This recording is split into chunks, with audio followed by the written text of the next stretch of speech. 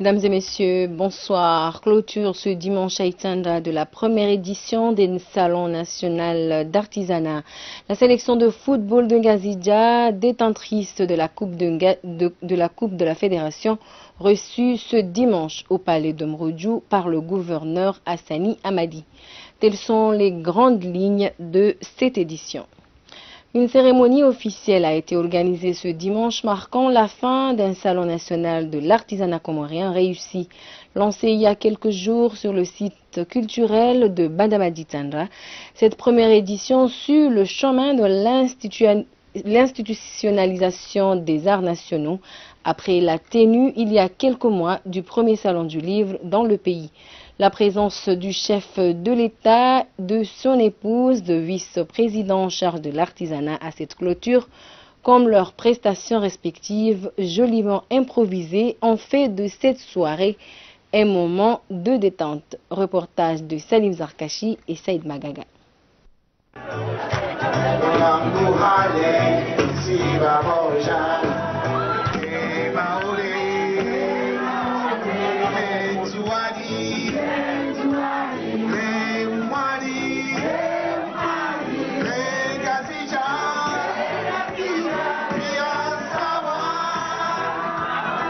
C'est bien lui, Jafar Ahmed Saïd Hassan, vice-président en charge de l'énergie, que vous découvrir, micro dans la main, interprétant Abdallah Chihabi. Pour rappel, le vice-président a aussi la charge de l'artisanat. Le salon, certains voudraient peut-être savoir pourquoi des salons. D'abord, parce que c'est un moyen institutionnel de valoriser ce qu'ils font et ce qu'ils sont, et que les enjeux d'un salon dépassent largement ceux de l'exposition des objets et œuvres. Pour le chef de l'État, le salon révèle aussi le poids de l'Institut, contribue concrètement à l'épanouissement du pays, à son émergence. Pour cette initiative qui a permis de valoriser les métiers de l'artisanat et les produits comoriens en mettant à l'honneur pour cette année le textile et la broderie. Je les remercie également d'avoir associé les artisans de toutes nos îles et je salue en particulier la présence de nos frères et sœurs venus de l'île de Mayotte. Et je leur dis que nous sommes très heureux de les compter parmi nous aujourd'hui à participer à ce salon. J'ai eu l'occasion de visiter le salon en avant-première le jour de son ouverture. J'ai été agréablement impressionné par le dynamisme et la créativité de nos artisans. Je voudrais ici leur rendre un hommage particulier et leur dire notre fierté en leur assurant que le gouvernement et moi-même appuieront leurs efforts pour faire de ces produits de l'artisanat comorien une source d'emploi et de promotion du secteur touristique. Des certificats de mérite ont été attribués à certains artisans lors de cette clôture. La cérémonie a été aussi marquée par son côté festif, où le couple présidentiel s'est bien attiré tout regard sous l'irrésistible compact d'Adinan. Le Salon national de l'artisanat a été lancé officiellement le 7 juillet dernier à Bandamadi avant d'être clos à l'hôtel Itsanda ce dimanche.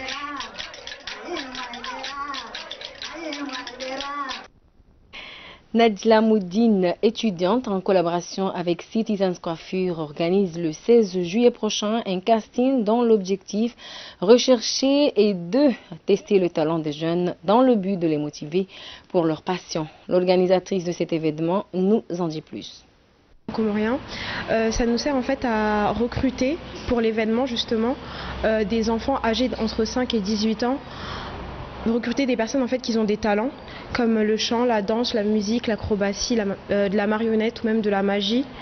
On fait aussi, il y a plusieurs talents en fait. En fait on prend tout. Tant que c'est original et que c'est présentable devant un jury, on recrute. Et justement il y a des jurys qui vont, parce qu'on veut prendre plusieurs enfants, et il y a des jurys qui vont départager pour prendre plusieurs enfants justement pour l'événement. Et cet événement-là, il se fait en 3 parties. La première partie, justement, c'est le casting. Puis en prenant des enfants qu'on va leur dire, sur le moment pendant qu'ils font leur casting. On va faire plus tard des coachings avant l'événement.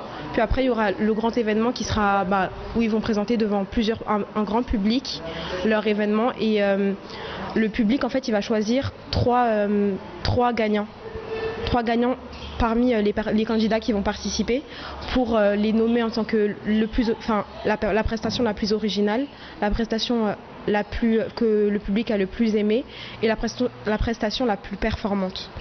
Et par rapport à ça, ils auront plusieurs prix qu'on va annoncer justement sur la page Facebook qui est intitulée « L'incroyable jeune talent comorien ». Pour s'inscrire justement au casting, sur une affiche qui est aussi sur notre Facebook de l'événement, il y a des numéros, ou sinon on peut se présenter au salon Citizens Coiffure pour s'inscrire, ou s'inscrire directement sur la page Facebook. Autre volet de ce journal, l'Union des mecs a procédé vendredi dernier à Bazimini en juin à l'inauguration d'une agence de Mekwani dans le but de faciliter les opérations financières de ses membres au niveau de cette localité. La cérémonie organisée à cette occasion a mobilisé non seulement des autorités des institutions financières, mais aussi le représentant du gouverneur de la Banque centrale. Reportage d'Ayatollahi Mahmoud et Mounira Ahmed.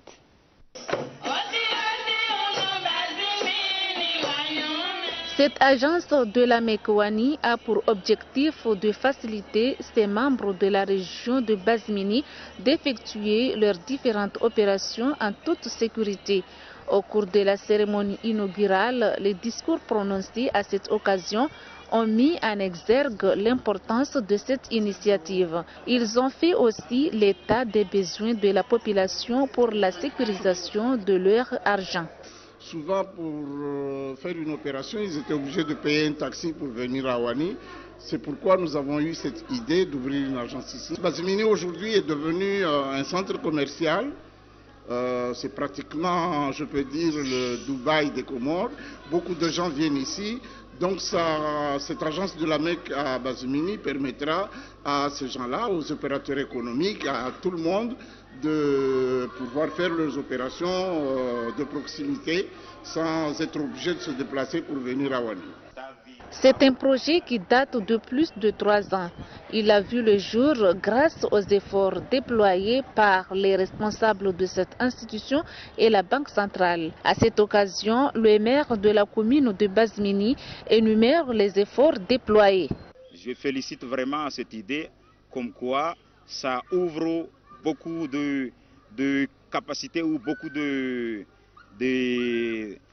idées en quoi où le monde des affaires connaît le chemin de l'avenir. Nous remercions d'abord que la Mecque de Ouani nous a considérés comme quoi nous sommes assez solidaires, nous sommes assez fiers d'être des membres parmi les membres de la Mecque. Actuellement, le réseau MEC de l'Union des Comores compte près de 22 milliards de francs comoriens, dont 19 milliards sont aux mains de ses membres. Le président de l'Union des MEC sollicite le soutien de tout un chacun pour faire cette institution un levier du développement du pays. C'était le récit de Farati Saïd Abderrahmane, une association qui œuvre pour la protection de l'environnement. Ouaniver a procédé ce dimanche dans la ville de Ouani en juin à la propriété de la rivière de cette localité. Une initiative qui vise à épargner la population de toutes sortes de maladies, mais aussi redorer l'image de la ville. Reportage d'Ayatollahi Mahmoud et Mounira Ahmed. Créée en 2015, Ouani Verte est une association de développement et propriété de la ville de Ouani qui a pour mission de protéger l'environnement. Ces jeunes ont manifesté leur volonté de débarrasser les ordures et les débris qui jonchent cette rivière. Ces derniers ont compris la nécessité de nettoyer la rivière pour l'environnement, mais aussi pour éviter les différentes maladies engendrées par de telles pratiques. La santé est très importante. Quand on dit santé, ce qui veut dire que nous, en tant que Comoriens, nous avons une priorité qui est d'ailleurs notre santé. Et quand on dit santé, cela veut dire que l'hygiène, le problème reste des moyens, il n'y a pas de matériaux, il n'y a pas des moyens suffisants pour amener les gens vraiment à s'approprier justement cette initiative qui est importante. Maintenant, on n'a pas la conscience du danger que représentent ces déchets qui jonchent dans nos rivières. Cela est dû à, disons, à une tradition qui est née que les déchets, on doit les jeter à la rivière. Et pendant la saison des pluies, la rivière va drainer ces déchets-là vers la mer. Nous souhaitons que l'État prenne des mesures adéquates à ce genre de trucs, à ce que vraiment que l'environnement, puisque notre environnement, nous sommes des îles, et les îles sont vulnérables. Cette initiative sera suivie par une campagne de sensibilisation pour que les habitants arrêtent de déposer les ordures ménagères à la rivière et à la plage. Le combat est loin d'être gagné, mais nous réussirons grâce aux forces de la population et aux forces de nos autorités. Donc nous appelons à tout le monde, c'est un appel solennel à tout le monde de nous rejoindre sur le terrain afin de mettre à ce combat, de lutter contre ce fléau. Parce que c'est un fléau qui touche toutes les couches sociales, les enfants, les femmes, les hommes, les vieux, les vieilles, les vieillards, tout le monde.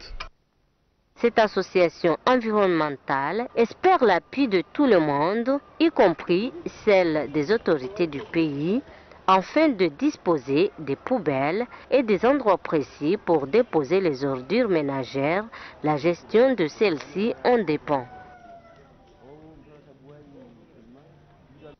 En sport, la sélection de football de Ngazidja s'est emparée vendredi dernier au stade El Hadj Ahmed Matar de Mouali de la Coupe de la Fédération pour avoir battu celle de Nzouani sur un score sans appel de 6-0. C'est le président de la République, Azalia Soumani, qui avait donné le coup d'envoi de cette finale et remis dans une ambiance aux couleurs de fête le trophée à l'équipe gagnante. Reportage de Bakar Kassim et Chan Mohamed Elamine.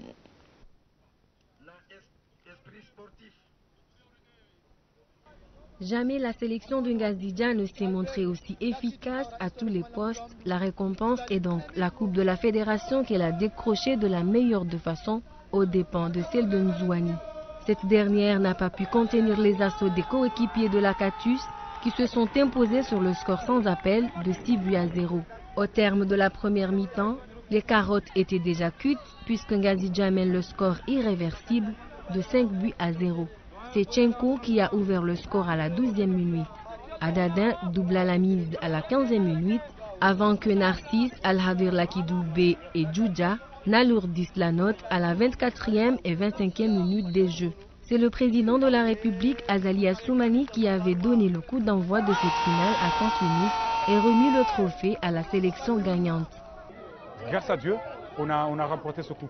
Mais je tiens vraiment à remercier l'île de Ngazidja et tous nos supporters parce que ce qu'ils ont fait aujourd'hui, ils nous ont soutenus à fond et après on a fait la différence. On a montré qu'aujourd'hui on était à l'auteur par rapport à l'équipe en journée. 6-0, c'est au top, c'est chapeau pour mes joueurs. Et je tiens à remercier surtout à ma famille qui me soutiennent à fond et à remercier tous l'île de Ngazidja qui nous soutiennent à fond et leur dire que grâce à eux, on a remporté ce trophée. Cette finale, comptant pour la Coupe de la Fédération, s'inscrit dans le droit fil d'une compétition organisée par la Fédération comorienne de football pour donner à la célébration du 42e anniversaire de l'indépendance des Comores son éclat tout particulier.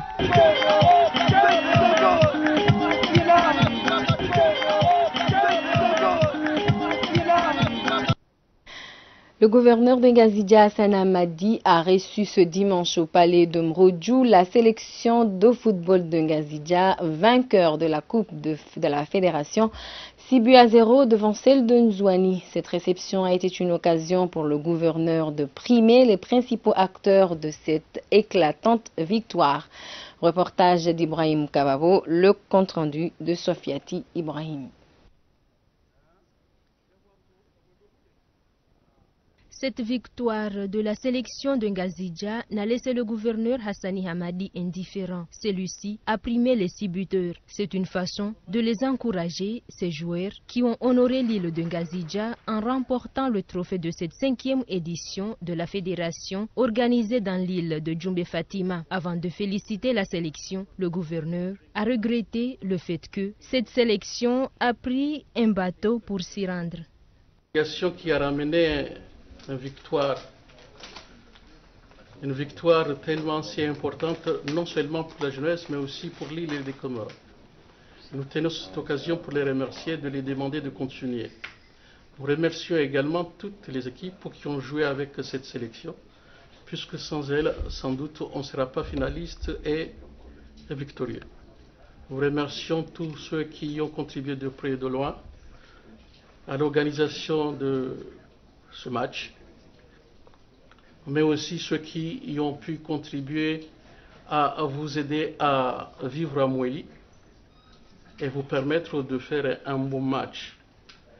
Nous profitons également de cette occasion pour remercier l'encadrement qui a eu lieu, même si on sait qu'il faudrait mettre un peu plus d'efforts pour pouvoir améliorer ce qui a été fait et de ne pas espérer retrouver cette initiative qui a manqué un peu plus de sérénité dans les années qui viennent. Le geste du gouverneur a été salué par les principaux acteurs qui ont pris part à cette cérémonie. À noter que c'est la 4e fois que la sélection de Ngazidja remporte cette coupe, à l'inverse de celle de Nzouani qui l'a remportée en 2015 au stade de Hombo et Mouéli qui, jusqu'alors, ne s'est montré à la hauteur de cette compétition.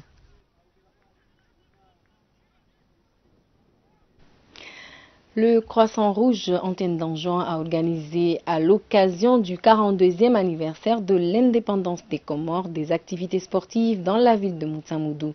Plusieurs jeunes et moins jeunes ont participé afin de donner à cet événement son éclat tout particulier. Reportage de Mounira Ahmed et Abdallah Ribou. Le Croissant Rouge comorien Antenne d'Anjouan a organisé une course marathon. Plusieurs femmes et jeunes filles ont participé à cette course ce jeudi dans la matinée. Une course qui a pris son départ à Mroni et son arrivée au port de Moutsamoudou.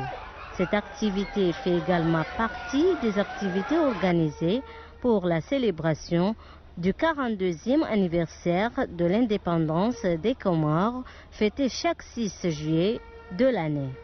Les participantes à cette course ont été primées. Elles ont reçu des drapeaux des Comores et des enveloppes. Une des participantes se dit satisfaite de l'événement. Pour les organisateurs, c'est une occasion en or pour eux de fêter également cette journée. Ça fait des années qu'en juin, il n'y avait pas ces activités-là. Et moi, j'ai essayé, j'ai montré que dans les villes comme Domoni, comme Sima, de donner l'image que l'État comorien aujourd'hui pense à ces villes, dont on pense l'année prochaine encore de faire développer jusqu'à Numakele, jusqu'à Mouya. Pour la célébration du 42e anniversaire de l'indépendance. Le basketball était à l'honneur le week-end dernier à l'occasion de la célébration de la fête nationale. Les passionnés de la discipline avaient assisté ce soir-là au stade de Moroni à de somptueuses finales. La première avait mis aux prises Union des clubs de Moroni, UCM et Pozolan de Mbachili. La deuxième, chez les garçons, Étoile du Sud de Fombouni s'opposait à Papillon Bleu de Moroni. Deux rencontres au sommet qui se sont respectivement achevées sur une belle image de l'UCM et de Papillon Bleu. Reportage d'Ibrahim Kabavo, le récit de Samira Abdoulaïd. Cette organisation qui avait regroupé presque une dizaine d'équipes avait pour vocation de remettre en selle les compétiteurs avant le début du championnat qui se profile à l'horizon, mais également donner un éclat particulier à la célébration du 42e anniversaire de l'indépendance de l'Union de Comores. Pendant la fête, il y a des compétitions sportives de différentes disciplines qui se déroulent au niveau des 3 îles. Comme le basket, la fédération de basketball n'a pas organisé les compétitions qui s'organisent habituellement durant la fête. J'ai pris cette occasion pour faire un tournoi qui représentera le basket durant la fête de l'indépendance. Et aussi réveiller les gens parce qu'on avait pris une pause. Il y avait des tournois, mais il y a eu le ramadan. Donc on a pris une pause. Donc maintenant, j'ai pris l'occasion, je l'ai saisi encore pour cette occasion aussi, de pouvoir réveiller les gens, pour les montrer que nous sommes là, que le basket est aussi présent, aussi dans la fête et aussi dans les compétitions, pour pouvoir bien préparer les compétitions qui arrivent, parce qu'il va en avoir beaucoup. Donc on espère que d'ici là, ils seront bien prêts pour pouvoir venir aussi aux autres compétitions qui suivra ce tournoi de l'indépendance. Cette organisation avait attiré bien des passionnés de la discipline, mais aussi des autorités politiques, en l'occurrence le commissaire à la jeunesse et sport de Ngazidja et l'ancien gouverneur Mzé Abdoussoulé, qui exhortent les jeunes à s'investir pour mieux représenter le pays dans les compétitions internationales. C'est aujourd'hui que j'ai appris, que j'ai connu qu'il y a un événement pareil. Un événement qui réunit 2 choses importantes. Un événement d'ordre sportif caractérisé ou motivé par l'accès des Comores à notre indépendance. Donc, un jour de l'histoire, un jour totalement particulier des autres jours.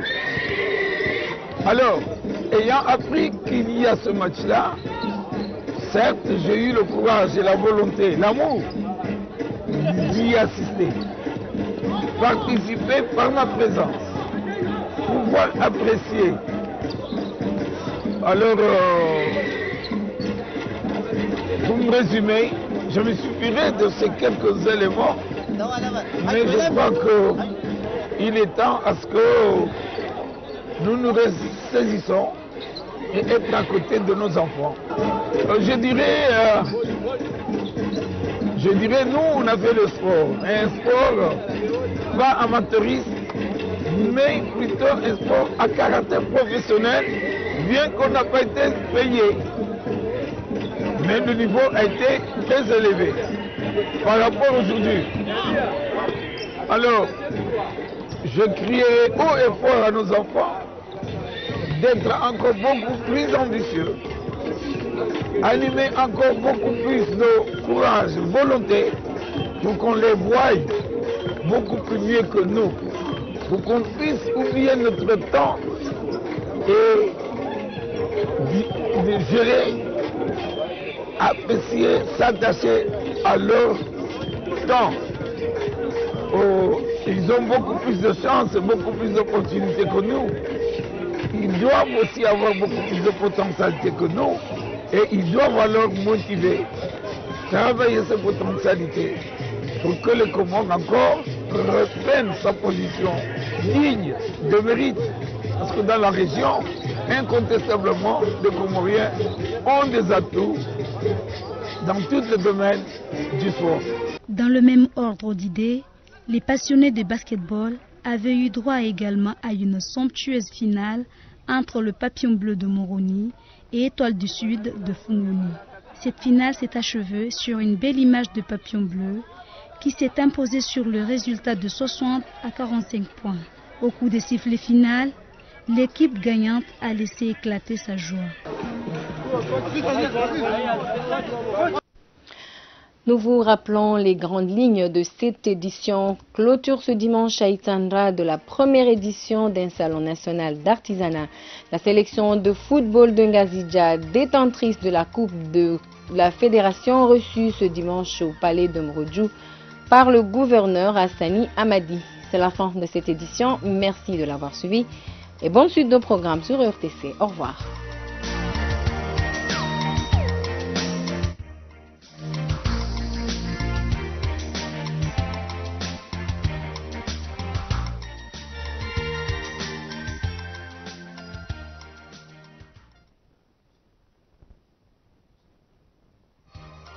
Par marques chez Nabil. Que de marques chez Nabil. Moroni, EGT, en face, Nae Gare du Nord. Et Karamba, que de marques chez Nabil.